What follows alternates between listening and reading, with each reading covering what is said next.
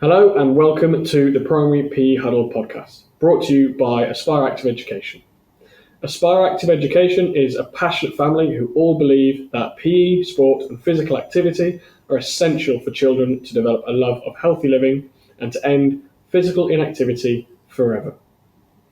We've proven that working in collaboration with school leadership teams, PE subject leaders, teachers and all PE practitioners positively impacts the sustainability of schools embedding a powerful physical curriculum and essentially helps more children be more active more often. Our mission is to engage 1 million children in physical activity by 2025, and we hope this podcast brings others along our journey with us. Through this podcast series, we aim to discover the power behind PE, school sport and physical activity, specifically in primary schools, the impact this has on the whole school, the impact it has on pupils' holistic development, and the secrets behind the successful implementation of a powerful physical curriculum. This is what makes up the Primary PE Huddle. We won't be alone through this journey. We're joined by PE subject leaders, school and academy senior leadership teams, experts in the field of primary education, and representatives of key sector bodies, who all share what physical activity means to them, how they use it as a tool to positively impact children and young people, and what they believe in the Primary PE Huddle. Our guests perform a deep dive on topics such as creating sustainable high-quality PE, the benefits of physical activity, a top-down collaboration to embed a physically active ethos, and sharing of best practice from their own experiences to create an enthusiastic culture towards a healthy and active lifestyle. If you like what you hear, please leave us a review and subscribe wherever you get your pods. Hi everyone, thanks for joining us for another episode of the Primary PE Huddle. I've got a fantastic guest with us today. We're going to be focusing on swimming in primary schools on this episode. It's a very hot topic at the moment. There's lots of conversations and debates around it, so we managed to get a fantastic guest in Kaylë Brightwell from STA. So thank you for joining us, Kaylë. Good morning. Thank you for having me. Not a problem at all, not a problem. I think we'll dive straight in.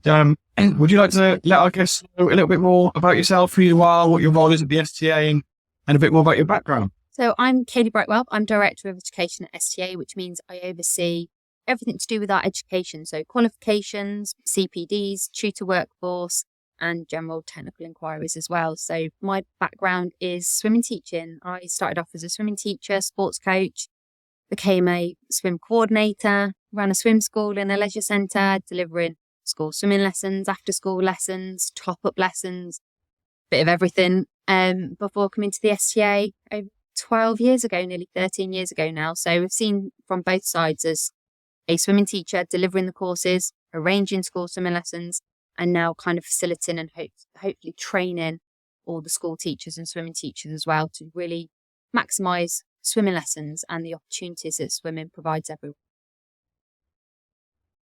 Brilliant. So it's great. And I said we've got a fantastic guest on, and it's great that you've got that experience from both sides of the fence. It really is. And we've had that before, focusing really on physical education on both sides of the fence. It's great we've got that from swimming as well.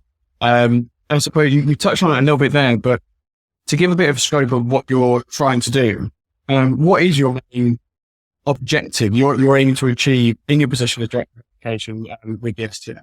So as STA, we're a charity organisation, and one of our key charity objectives is the preservation of human life through the teaching of life-saving, swimming teaching and survival techniques. So everything we do, whether that's qualification or through our membership, everything feeds back into that charity remit. You know, we want everyone to have an opportunity to learn to swim. Learning to swim, as well as health benefits, it's the social benefits that come with it. It's the water safety is the key bit for us as well. Having that opportunity to learn. Not everybody will want to carry on swimming. We understand that. Actually, they have access to learn to swim and do whatever swimming means to them, whether that's open water in future, whether that's diving or water polo or competitive swimming.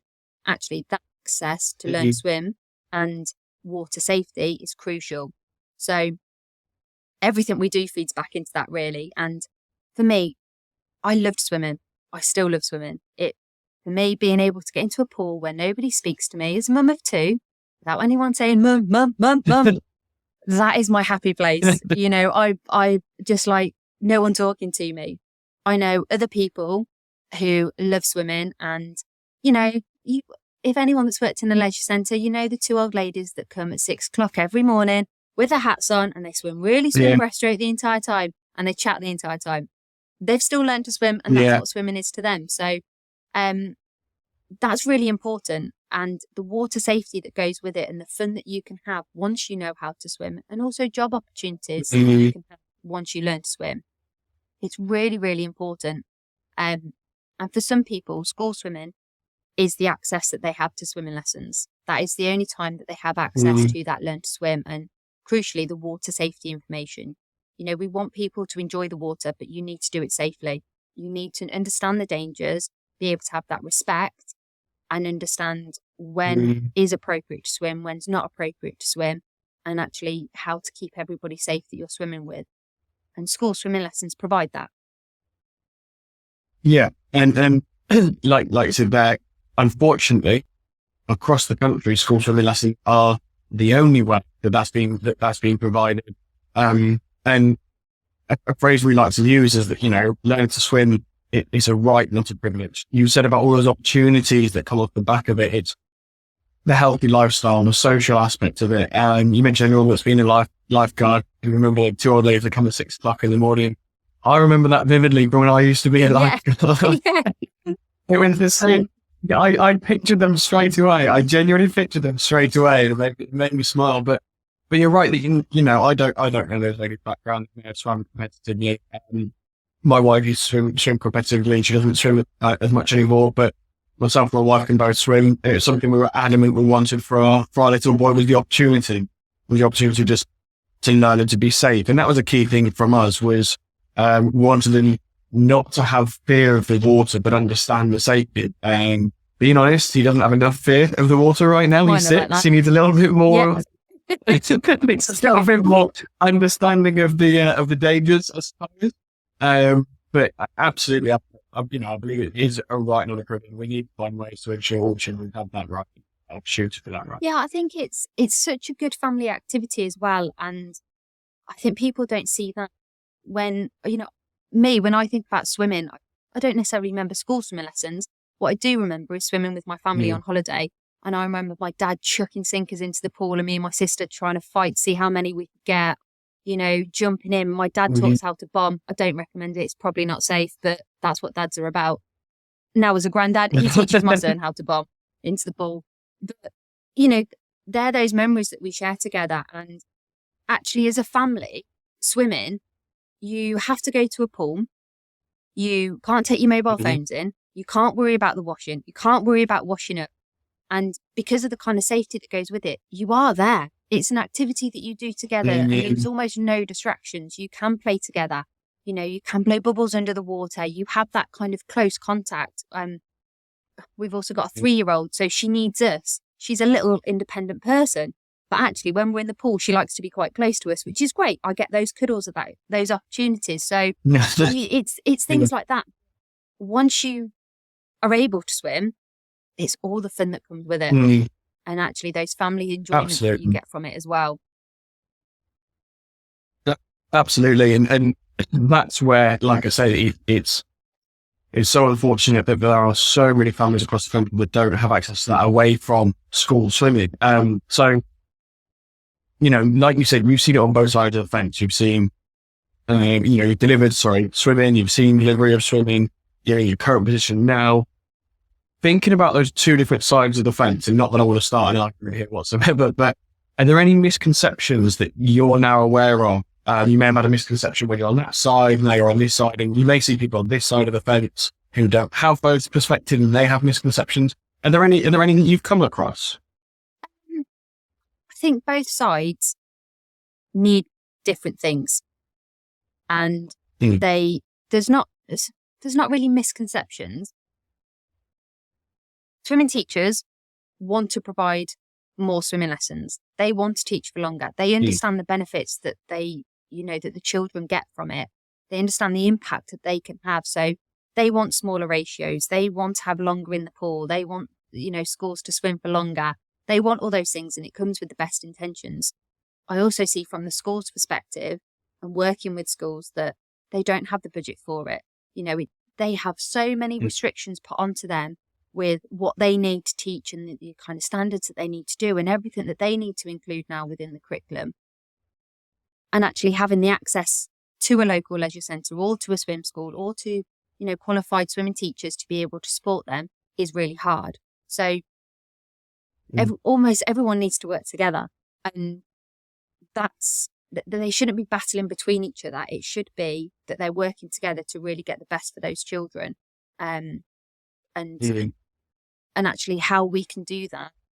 And I think school teachers can play a big part, and it's not their area of, speciality. However, they know their children.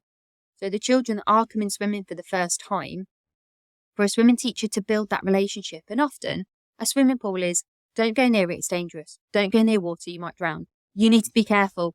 So a child's hearing all these things, normally from a trusted adult, such as a parent or family member, and thinking, well, this is a really dangerous situation. Oh, yeah, here's a swimming teacher that I've never met, and I'm just allowing myself to go into this big body of water that's been told to me that it's dangerous. Of course I'm going to feel safe. Yeah. And so for swimming teachers, we have to build up that trust with children, whereas school teachers already have that. They see them in the classroom, they have that trust and that relationship. And it's where school teachers could really help and support swimming teachers with these children that are particularly nervous or have never been to a pool before, because they have that relationship. Then would mean that when they come to swimming lessons, we can really, see the benefit and work together to make sure that when they're coming into the pool, the school teachers are supporting the swimming teacher so that it's not such a scared experience. And hopefully some of those barriers that we encounter, we can break down quicker because the school teachers are telling them. It's not a stranger saying, yeah, you can trust me, it's fine. Actually, the school teacher who they have that relationship with is saying it as well. So I think there are certain things that definitely we can work together more to do. And I think one of the biggest things is making it an ethos that goes across the school. So not just a week where we go, right, swimming's really important for this week and we never talk about it again. Actually, are there things we can do? So on a Monday is a water safety assembly. So the whole school has dry side water safety information, and it doesn't have to be negative about don't go near water, but we could make it on different topics. We could make it about the sea, about inland water, about tides, about spot the dangers. It can all be age appropriate, but so it's constantly just something that everybody learns. Like, look both ways when crossing the road. It's something we're told every day. Wear a seatbelt. It's an everyday thing, and it's quite clear information. So if we can get water safety as that information that's told regularly, it just becomes natural. Oh, I know the dangers of water. Oh, I know all the water safety codes. It's all these things that swimming teachers could support a school with, and school teachers don't need to worry too much about, because they could deliver it dry side as well. I think I went on a bit of a tangent then, sorry. No. It's good because what I'll now do is try and put the fun together. But something you said there is how it needs to be ingrained, in ethos of culture in the school and get that throughout the school. We talk about this when we talk about PE, physical activity and school sport. We talk about this physically active ethos throughout the school. So it's a case of we can't have an ethos for everything that we do, but when we're thinking about physical activity, we can't just stick to the norms or games on the playground, for example, of physical activity. We need to be thinking about everything else. And the physical active ethos is education behind activities and sports and so on as well. So I loved your idea of towards safety assembly. And I know that that's something when we had swimming in the previous conference, active primary school conference, they were really drilling home about the link between swimming lessons and the school and the teachers. So again, another piece that you mentioned about the swim teachers being there to support, the school teachers being there to support the swim teachers, I think is massive. Like you said, they've got the trust from the teacher. They can build that trust. They can see them working with the swim teacher. So I suppose a barrier we're going to inevitably get onto here is obviously finances. School swimming comes out of a core school budget. Yes, you can use a sports premium for the top-up side of things with additional swimming, but it comes from the core budget. Schools having their core budget slack. I'm going to put you on the spot here with regards to What are your thoughts on finances for swimming through schools? And really, as a couple of schools have asked me this question, I agree with them. What are your thoughts on a specific pot of money for swimming? That would be ideal. If we were talking in a perfect world, every school would say, right, each year when they do their budgets, that is the money that we're going to spend on school swimming. They would allocate it straight away. Yeah. And it would be used for school swimming. If we're talking ideal world, we would have every year group swimming. We know that that's not possible. And finances are a big thing. Like it's not necessarily sometimes the kind of swim school and actually the pool hire. It's the transport costs that go with it. So pre-STA in my former life, when I was arranging school swimming, we worked with a secondary school who had a pool. And again, not every secondary school has a pool. More pools are shutting down. But we worked with the secondary school, and what they did was they dedicated a Thursday afternoon to school swimming for the primary schools.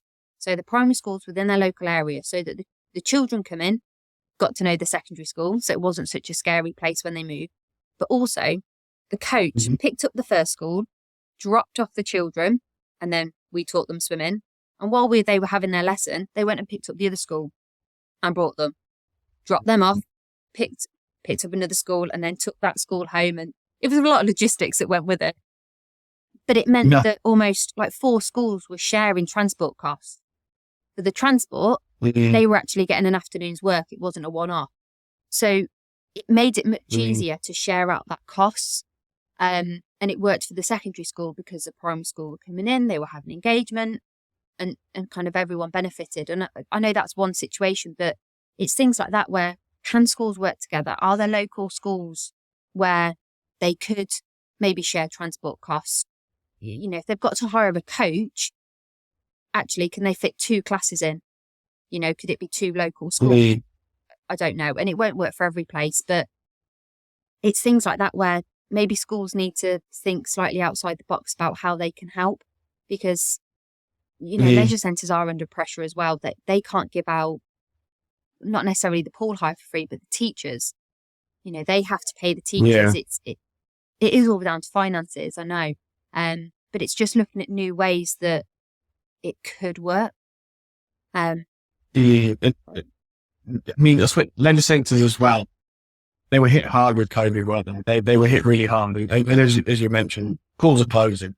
It's financially very difficult to keep these pools operational. And that again goes back to what we were saying about the opportunity for families to actually access these centres, because some are closing, the others are then too far away, or even if the family's really determined they get there, it's so much time and effort. And then again, prices for swimming are going up more and more. I did a bit of research across the West Midlands. The average swimming lesson price was about £7.20, I think it was, for a half an hour swimming lesson. Again, that's private swimming lesson, but it's not a free swimming lesson. I know if it's really looking at how accessible is swimming generally. How accessible is it for schools? Because schools are struggling to get the pool time that they want and need to make sure children have enough swimming, because some schools are having to take their year 6s in year 6, and that's kind of all they can get, because that's all the pool time they can get, which I know is a barrier. Yeah, and we do look, and we try and support as much as we can, and we've part of the team sit in a government or parliamentary group to look at school swimming as well, and what we can do to support schools, because we also know of schools that, they sit and go, right, who can swim 25 metres?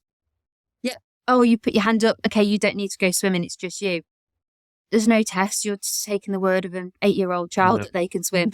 And they probably can't. So my 6-year-old would put his hand up, and I know full well. I mean, he managed to, what did he manage to do? He managed to do 20 metres the other day, and that because we give him a lot of opportunity, but he would still put his hand up and tell you to swim 100. Yeah. Or other children who can swim will put their hand up because they want to get out of school for a bit. Yeah.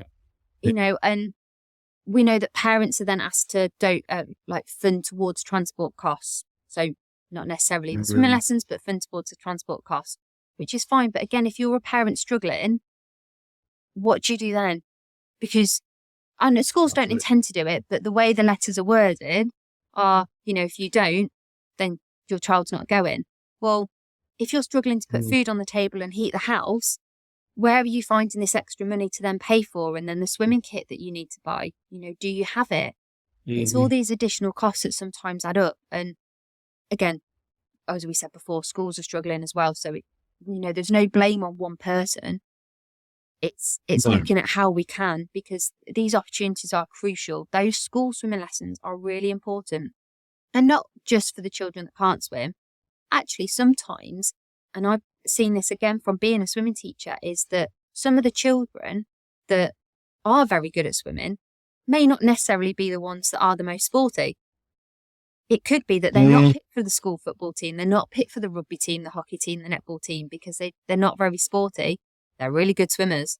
So all of a sudden, they're the ones that are being picked for the school swimming. And they're going to the school swimming galas and they're representing their school. And the confidence that gives them, and all of a sudden, people that, some of the children that might not necessarily have spoken to them because they weren't sporty are now speaking to them because they're really good at swimming. So that whole thing that goes with it, and, they're excelling at a sport. So they are really important, and joy that you get from seeing school kids together having fun in the water. They're their peers, they're enjoying the water together, they're supporting and helping each other. The teamwork that goes with it is amazing. So we just need to find money. Well, I think the solution to this is the government gives every school a pot of money, which is the ideal. There's a pot of gold at the end of the rainbow. But a big thing that's coming across from you is obviously, given your background, your position, passion for swimming. But the key thing really is the social advantages that it gives you. Just being in that environment, being able to swim and so on. So, take it back a little step then. Is that something you experienced? What were your personal experiences with PE in primary school, as well as at home, just through your primary school over, as it were? Yeah, I was always really sporty. I think if you ask my mum, most of my school reports were, Kaylë, stop talking less. She'd do better. Kaylë tried a little bit more. Yeah, I think of my job now and I'm all right. But sport was a big thing. I did swim. I was a gymnast. I loved trampolining. I was very individual sports-wise. Whereas my husband was very much more football, rugby is the big game in our house. So, I think sport is so individual, because for me, as I said, I still love swimming, just me. It's just myself, my thoughts, my time. And the same thinking back to when I was younger, it was very much that individual competition with gymnastics. I needed to be the one that tried more. If I put more effort in, I would get better.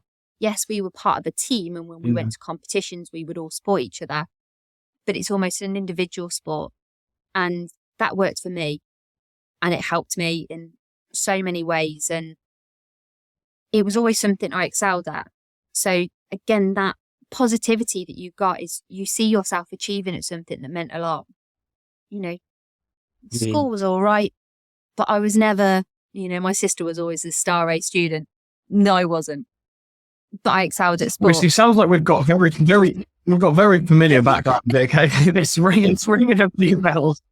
But I suppose specifically on the swimming, then, what was your swimming experience like through primary school? So I was always a good swimmer at primary school. So school lessons, I remember just getting in the pool and being told to swim, really. I don't remember them being, oh, you get to do this, you get to do that, because I already could swim. I definitely remember swimming in my pajamas. I've, still got my badges from when I did that. And again, of course, that's not spoke about. Like, everyone laughs at swimming in their pajamas. Actually, it's a core water safety skill. That's the reason we do it. It is fun. And that's always, a big thing that we like to say. It's always fun. But it is that survival skills that you go through. So we definitely had water safety that went in there. I remember doing the water safety bit, but I don't remember swimming for very long. We might have swam for a term or two, but it wasn't a big thing of primary school or secondary school either, really. So I definitely was lucky because I could swim. Yeah, and that's something is, you're in that fortunate position, and there's lots of people that are in that fortunate position, thankfully, but those that aren't just starting from scratch. I'm trying to think back to my own swimming, looking at what's going on with swimming at the moment, and seeing actually how much has school swimming teaching developed over those years, because you look at it and you think, well, like you said, swimming in pajamas, that was the fun thing. That is a core value. It's great. And I know that still happens now. We operate swimming sessions to pop up pools. I think that's something we do as well. But it's really looking at how much has the swimming curriculum for school swimming developed over the last 2-3 decades. I think that's a great question. The core of swimming and what's in the national curriculum probably hasn't changed that much. Swimming is swimming. There are only, so many ways you can swim. Yeah. The teaching of swimming has definitely changed. What we know now about how children learn, what we know about how to engage children within an activity, and the use of games and fun being a core aspect, I definitely think has changed. And when we look at adults and non-swimmers, a lot of that stems from childhood, where they were chucked into a pool, or they were told to hold on to a pole if they were struggling, and slipped through the pole, went under. Yeah. We hear those stories over and over again. So I think how we teach swimming has changed. What we're teaching, the way we deliver it has changed, but ultimately kind of the strokes and the skills are still the same. But I definitely think with school swimming, the quality has got a lot better because of how we train our teachers and what we know about how children learn to make it memorable and impactful. Those pictures that you still see now that actually weren't long ago with children tied to ropes and walked along the pool. That's how school swimming was delivered. And I think the recognition of swimming teachers and how qualified and experienced and knowledgeable they are has changed. So before, when school teachers probably would have delivered it, and they were told, just in my group, for example, or you can swim, just swim. Whereas now, actually, schools value swimming teachers, and I think as a society we also recognise that swimming teachers are highly trained, have a lot of technical knowledge on how people learn, like we've just said, but also the technical side of the strokes and how to break the strokes down, and how to be in the water. So we're reducing people's fear. Actually, we break down and recognise that a fear of water is a real thing. It's not just something that you're told to sink or swim. So that has changed, which I think makes, when schools are having school swimming lessons, it is of a higher quality than it was many, many years ago when we were younger.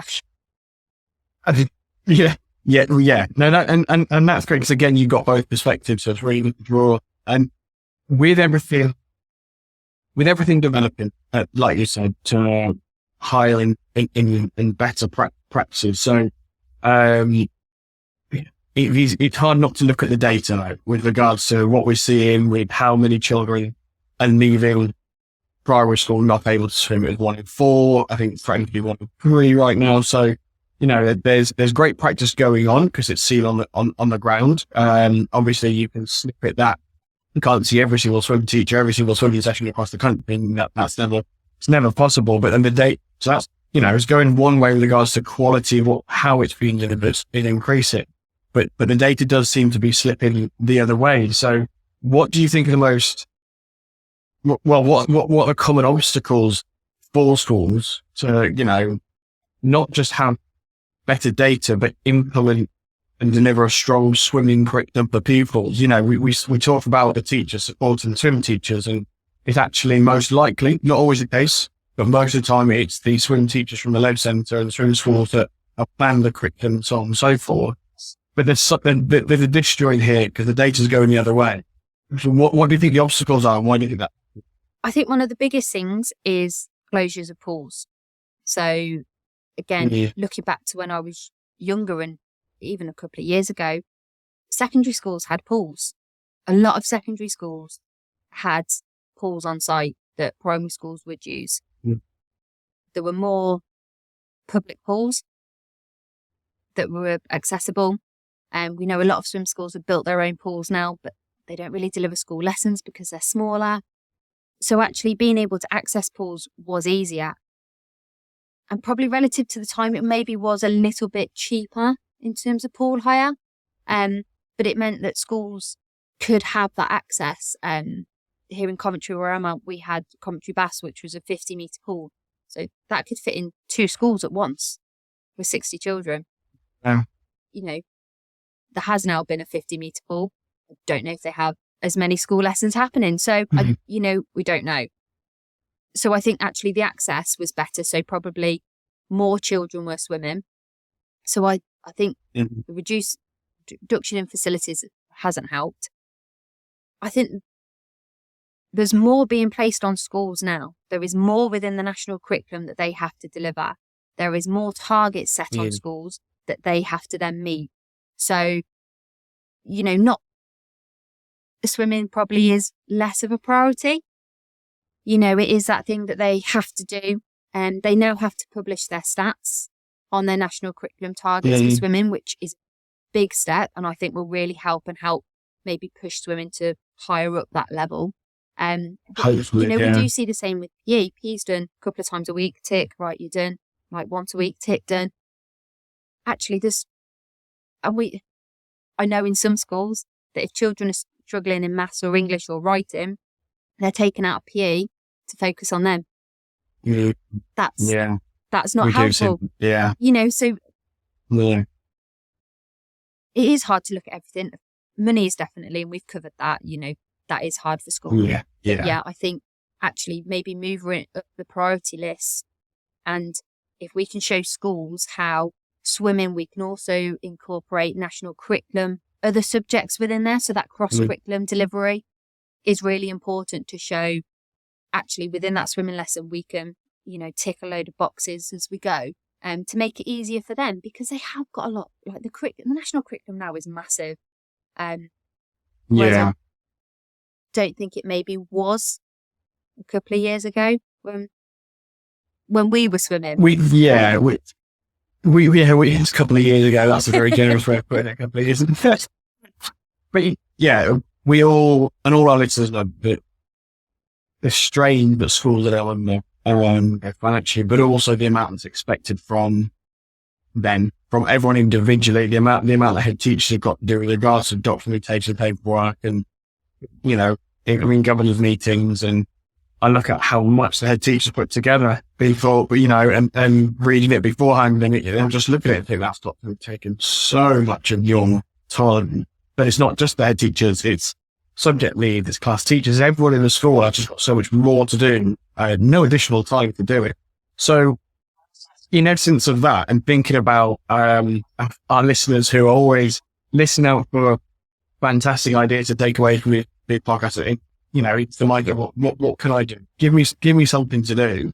I'm really conscious of it's really ingrained in my brain. It was yourselves and it was from England, Kaylë on saying about how swimming needs to be brought back into school, back into the classroom, not just the swimming lessons. So you mentioned water safety assembly, which I think is a great quick win.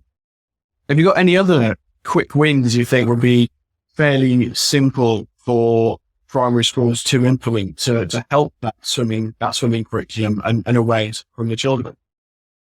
Yeah, I think we've, STA, we have so many free resources aimed at school teachers to give them confidence in school swimming lessons, whether that's delivery or supporting, because we recognise it's not everyone's area of expertise. So whether they want to support swimming teachers more, so there are free resources. We also have free resources that they can use within the classroom. So is it a wet playtime? Are people doing colouring in? Why not do a spot the dangers of water safety? I thought you were going to suggest if it's a wet playtime, they go out and swim in a puddle. Well, some of the some of the rain we've had recently, you probably could on a couple of playgrounds. That's true. But word searches, just little things like that. So water safety is always there within it.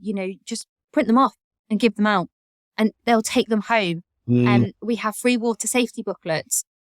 Give them out. We've done the hard work as you said a minute ago, school teachers have so much to do. They don't need to be creating resources. We've done it. Just print them out and give them. And hopefully that then goes back to the parents as well and the guardians at home so that they're getting water safety information. Contact your local STA brand ambassador or swim school. Is there anything they can do to help? Are they free to come in and do a water safety assembly? Actually, is there anything they can use to support you with? A lot of our STA members who are tutors, we can deliver a school swimming CPD to help upskill school teachers if they want further information, or just give them additional knowledge. If they want to raise the standard of school swimming, our members will jump at the chance to help them. All our members are as passionate as we are about making sure children have high quality swimming lessons. So they're the kind of easy wins to, as you were saying about that ethos within the school, make water safety just part of the ethos that goes with it. There are fun activities you can do dry side as well about practicing, swimming demonstrations as well if they're in the lead up to school, but it really needs the whole school to embrace it and kind of go, yeah, it's part of it. They have religious education, sex education, personal education, all within primary schools now, which again, I never remember that in school. I know the school my child goes to, that they have like a jigsaw, so it's all that mental health that goes with it, and they're learning about different topics. Actually, water safety be part of it. Absolutely. We've got we've got Olympics coming up. Where, we've got Paris coming up. Okay, so can we look back on the Olympics and make sure swimming is in fact into what we do? The cross-curricular side of things is okay. What kind of swimming pool are they swimming at? It's a 50-meter pool. What the average depth? Let's do some maths with that. In regards to some of the upper key stage 2, figure out how much water is there, how much might that weigh. Things. It's all about and teachers pull these things together. We know that. They're better than you and I pulling things together. But again, it's the time. So if there's resources, grab them, use them. Don't be ashamed of it. And just we're not saying just do the resource. And I said about what play there, but if there's a word such as there's a kind of vocabulary that fits with swimming, that fits with what you're doing in English. If you've got some SPAG activities or that the children are doing, can we link that in? I know that we're doing we're doing Road to Paris program, which is Olympic Paralympic program. Unfortunately, where Cromswell don't have swimming pools, so we haven't been able to include swimming as one of the activities. But we've got 24 resources. Teaching, just grab and use, it's going to link that ethos. And like I said, we always talk about the physical active school swap ethos, and swimming seems to sit over here as actually it really should be part of. Well, but all of those, there should be, physical activity, like you said, swimming, physical activity is safe, the social side of things. There's the physical education. It is physical education, and there's school sports side of things. We've got a couple of schools. Again, we do the pop-up things in school sites. We've got a couple of schools want to organise after-school competition with another local school. We've got a pop-up board with a bit of water polo. So swimming really fits into all 3 areas. It really does, and I think there's so much you can gain from it, and it's hard because exactly as you said, it does sit outside because you need a swimming pool in order to deliver the actual physical activity of swimming. You do need a swimming pool. We can't get away from that. The water safety side definitely can be a dry side thing, but actually the more you can do swimming, the more everyone improves. There's some research going on over in Denmark at the moment about the impact those 2 weeks have against long term.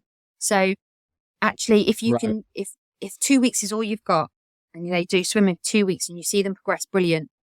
But if you then never mention it again, how much are you going to remember? My age, I can't remember what we did 3 weeks ago, let alone a couple of months ago. So actually, if we can keep reminding people, is it a quiz? Do you do a Friday quiz? Can we add a water safety session, like a water safety question into a Friday quiz? Actually, that's really important.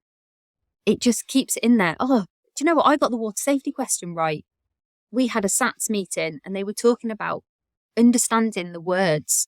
So if you're looking at improving a child's vocabulary and what do they mean? Can we add swimming words in there? Can we add streamline? Can we add floating? Can we add buoyancy? Right, how do we know those words? What do they mean? You know, hazard in a pool, right, what could that be?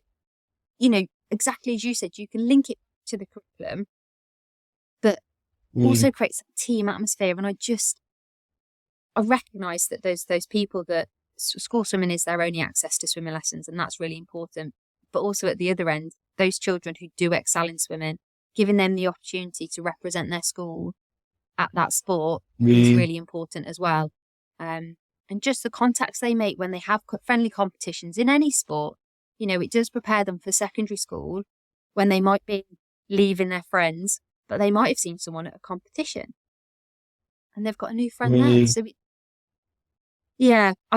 I'm very passionate about swimming, and there's loads of other sports that do exactly the same thing, but swimming is a bit of a thing for me where I know that it, you know, it can potentially save a life, that water safety education and those skills. That's it. It is massive, isn't it? And again, it's something we say to schools. It's a case of, realistically, it is the only lesson that's going to save lives. And that's the importance you've got to place on it. But it's not just going off the fear factor. Like you said, it's all the benefits across the spectrum that it can have on that child, the families. I mean, we've been delivering swimming sessions the last summer. There was one school, it was actually a TA who approached our swimming team and said, I can't swim. I've never had lessons. I've got children and we've never gone swimming together in the family. Can you help? Please, can you help? And in the end, we could. And it was amazing because after a couple of weeks of independent swimming sessions with this TA, because we had the space and capacity and time with the pool at the school site, we then got a thank you card a couple of weeks later, along with photos. They'd taken selfies of them and their family had gone swimming together and the smiles on their faces. And what was holding the family back in this circumstance wasn't necessarily the finance, wasn't actually the children, it was the parents. They were afraid that they would be able to support or help their child if their child got in danger because they weren't confident themselves either. As a swimming teacher since I was 16, so quite a few years now, one of my favourite people that I've ever taught was a lady who was in her 60s, and she came on a Tuesday at 11 o'clock, so during the day, and she wanted to learn to swim as a surprise for a holiday they were going on, because she wanted to play with her grandchildren in the pool. And the last holiday they went on, she couldn't go near the pool. She didn't want to swim for a crawl. She didn't want to be able to jump it. She didn't want to be an Olympic swimmer. She wanted to get from A to B and be able to tread water and float and have someone splash her on the face so that if her grandchild was playing and they splashed her, she wouldn't freak out. She came in secret. She came for, it must have been about 4 months before the holiday. Every Tuesday she was there and she was like, I'm ready. Today's the day. And we did. We got her swimming a bit of a hybrid stroke. It was like a bit of a front paddle arm action with a little bit of a breaststroke leg. Didn't matter.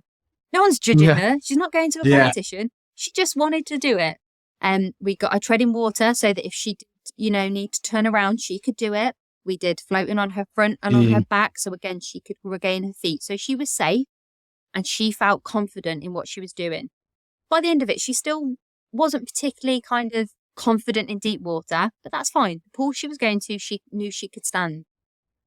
And she came back after a holiday. Oh, it makes me quite emotional thinking about it. And she was like, they were so shocked. She said, on the first day, we landed, we went and got changed and I got in my swimsuit and I walked straight into the pool and said, who's ready to play? And she said, and they jumped in and I was fine. And you think that's why you do it. And I think sometimes you speak to so many people and they go, oh, I can't swim. I'm not very good at swimming. And I think, can you not, stand up? And they're like, oh no, I can swim lengths, breaststroke. Well, you can swim. Oh, but I can't do front crawl or butterfly. So why do you need to do that? Yeah. When do you need to swim a length of butterfly?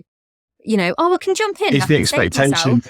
But I can't swim technically perfect. That's fine. I think sometimes we get so hung up on perfect stroke. Actually, it's looking at what does this person need? Have they got additional needs? And they're not going to swim a perfect stroke, but they can swim a hybrid stroke and they can, turn around, swim back to the side, they can tread water, they can do all the safety skills that we need. Perfect. Have they achieved? Yes. Can they swim technically perfect front crawl? No. Does that matter for what they need? No. Then actually we need to look at swimming so differently. And I think it's marketed as, goggles on, swim hat on, perfect technique. Majority of people don't want that. And that's okay. We want them to have those water safety skills.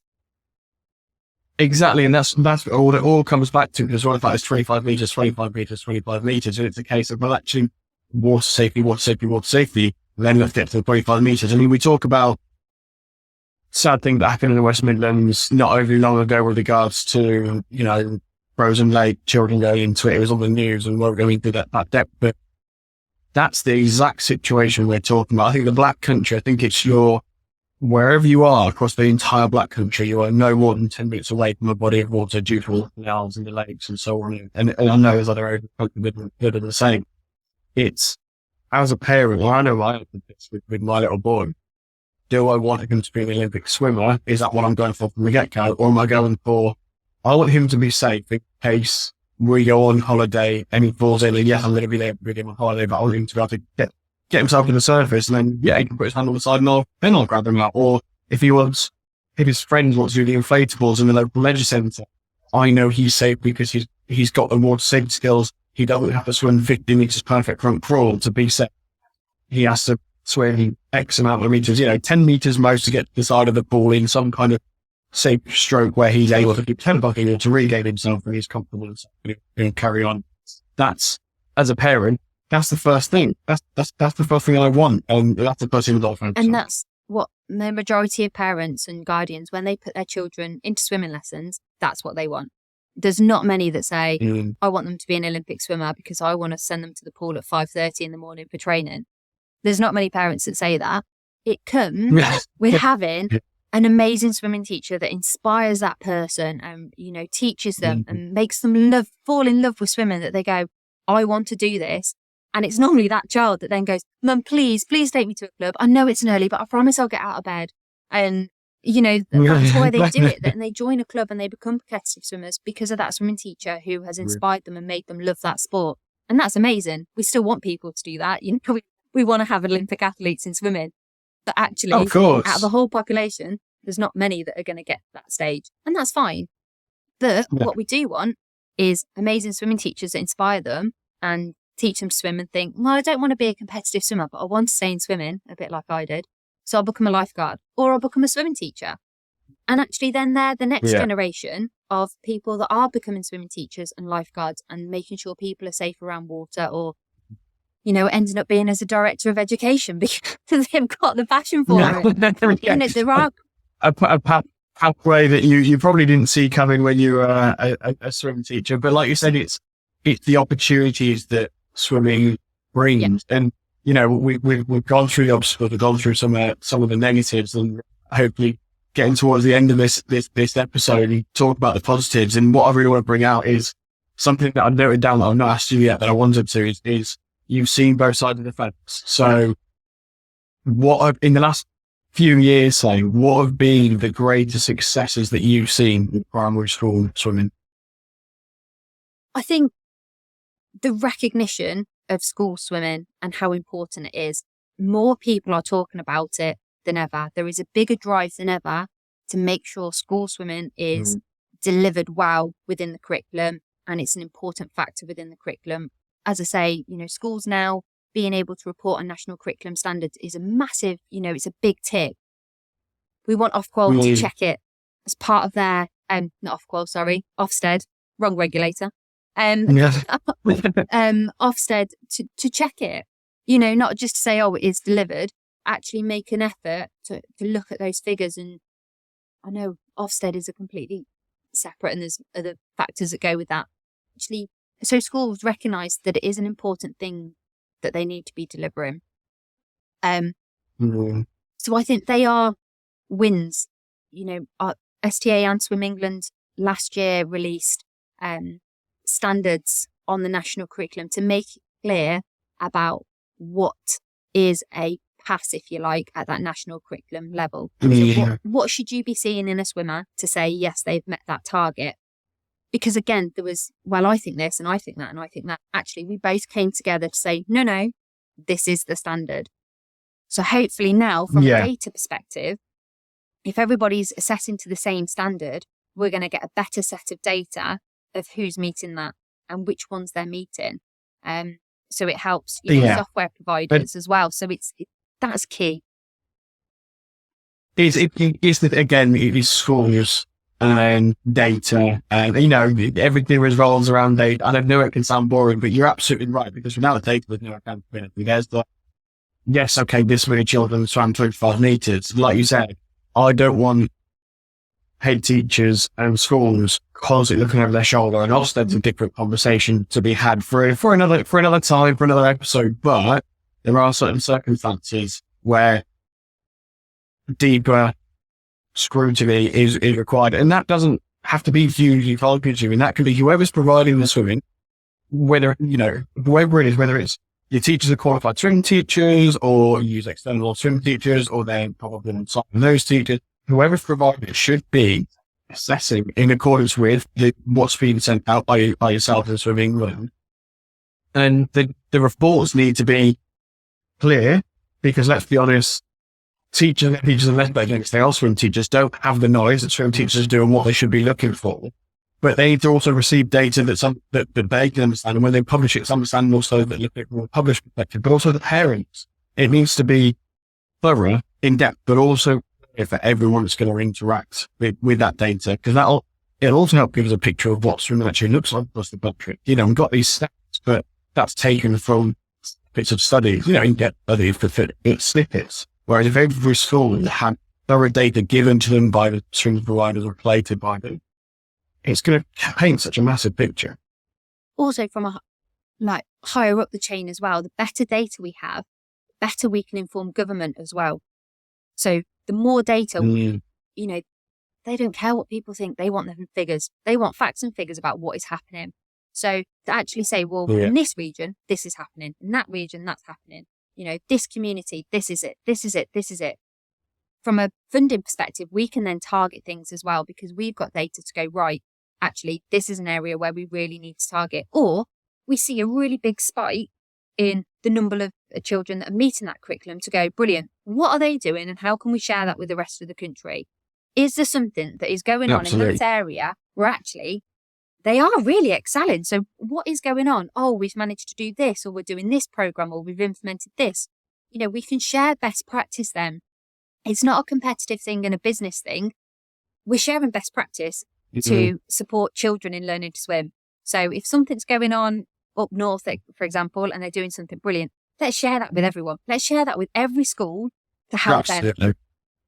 Because at the end of the day, the only people that are benefiting are children, and they're going to be better swimmers and hopefully save a life. There's nothing in that you could say, well, we wouldn't want to share that data and tell you what we're doing really well because so-and-so down there might drown. No, let's share that and make sure that people don't drown ever. And, we might have a load of new Olympians. We might have better aquatic workforce that are out because we've got more people swimming. We might have more families swimming. There's so many positive things that can come from it. There's not really a negative to share those best practice. And if something hasn't worked, well, let's share that as well so that other schools don't make the same mistake. Absolutely. It's collaboration. And, I always said that the physical activity pandemic, as it were, inactivity pandemic, should I say, there's not one person, organisation or body that's going to solve that. It's the same with everything. It needs a collaborative approach. And so we get on, to the key takeaway tips, and have been gems throughout this episode. But I think one of them is, first and foremost, you mentioned it, is go onto the SCA website for these resources. Speak to yourself, speak to Swimming, and look what's out there. There's the primary school swimming review. That's a free online scorecard as well. School can take to see what they're doing and how it relates to what should be happening as well. Get some results back from that one. But I suppose to finish off with, there's a few tips we said about cross-curricular side of things. Can you summarise? I normally answer 5, but we've been firing them up throughout the episode, so I won't hold it to 5. But a couple of quick couple of quick tips to finish off with. I've provided a couple from yourself, Kaylë, that schools can take away from this episode. I think embrace it. Don't be scared of it. Embrace it. I think when you look at school swimming, people often get a bit overwhelmed by the logistics, but actually there's a lot of things you can do dry side in the school to make an impact. Yeah. As we've said, STA, we have a school swimming academy. There are loads of resources. Don't try and reinvent the wheel. We want you to use it. We want you to access those resources, so just use them. I think little and often, having a water safety week is amazing because it does highlight it and, everyone gets involved. Actually, doing something every week as well and just drip feeding it is also as effective, especially for that water safety, I think is key. And I think, as we said, swimming is so diverse. It is not just competitive. It is not just that Olympic technical standard. There's so much more and water safety skills that go with it. So even if you're able to do a water safety lesson where everyone's in a shallow water pool and people can come in their pajamas or just a t-shirt, just so they get the feel of it and everybody's safe and you can do activities together, children learn from each other. That social thing and that support mechanism that you see, they are great tips for life. Being able to encourage and motivate each other, that's what you want. You want them to support each other. Yeah. So actually just not focusing on sometimes the bigger things. Can they get from A to B? What are you looking to achieve? And being realistic in the time frame. If you've only got 4 lessons, you're not going to take a non-swimmer who's petrified to be a 25-meter swimmer. But actually, we can give them water safety. We can make them confident, and we can give them skills such as that rotation, coming back to the side. That's really important. And that treading water, regaining feet. They're all skills that we can teach and make an impact, and can make an impact fairly quickly as well. But ask us. We want to help. So I think that's the biggest takeaway. If you're unsure, if you're inspired and you want to do something more, contact us and we will try and help as much as we can. We don't have a pot of money that we can just pay for all of school swimming. But we've got advice. I can talk your ear off about it and give you tips. No, I thought you were shy retiring, Kaylë. You wouldn't talk about this today. What's they didn't exactly why I invited you on me. the podcast.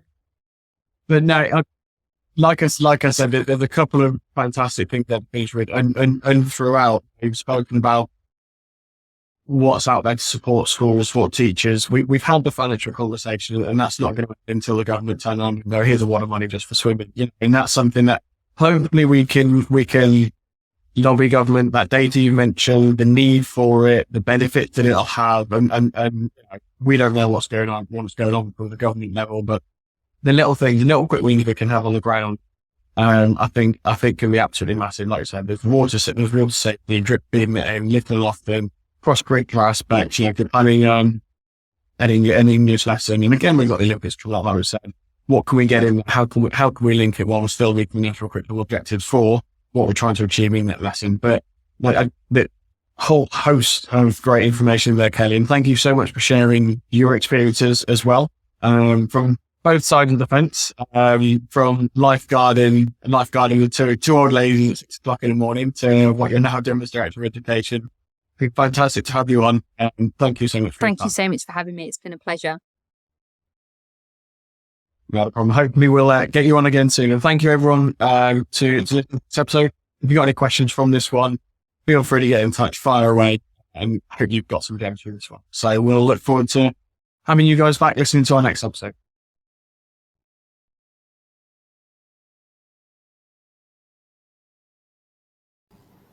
Thanks for listening. Join us next time for the Primary PE Huddle podcast, and remember to subscribe wherever you access your pods so you don't miss an episode and the key gems our fantastic guests share for you.